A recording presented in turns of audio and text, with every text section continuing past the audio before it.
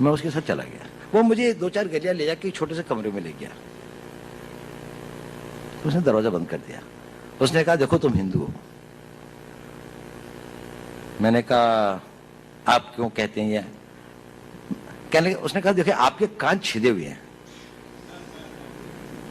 अब पता नहीं, बचपन में हमारे यहाँ एक प्रथा है, मैं जहां का रहने वाला हूं, कि कानों को छेदने के एक कान वेदन का एक वो होता है, एक वो है। अब शायद कम हो गई है, लड़कों की नहीं, अब लड़कियों की होती है, लेकिन मेरे टाइम पे लड़कों की भी होती थी।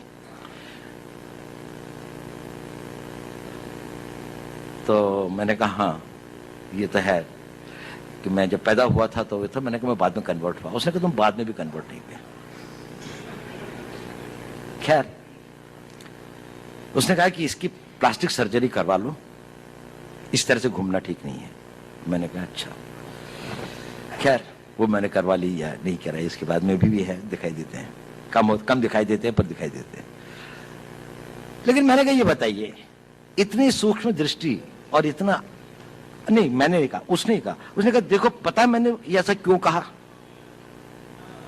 मैंने कहा क्यों? उसने कहा क्योंकि मैं भी हिंदू हूं।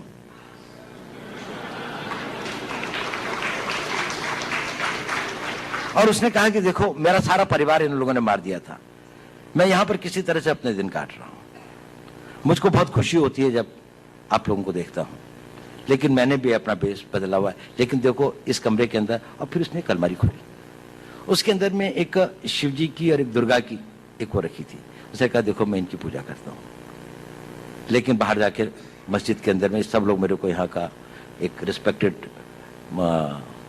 उलेमा समझ लीजिए, उलेमा तो नहीं लेकिन वो समझ लीजिए, मतलब रिलीजियस मैन की तरीके से वो करते हैं। ये एक छोटी सी घटना है, लेकिन बड़ी मेरे को वो लगी। कभी मेरी में इच्छा भी होती थी कि मैं उनकी कोई मदद कर सकता या हो सकता, लेकिन कभी ऐसा हुआ नहीं। लेकिन वो ऐसा था। चलिए।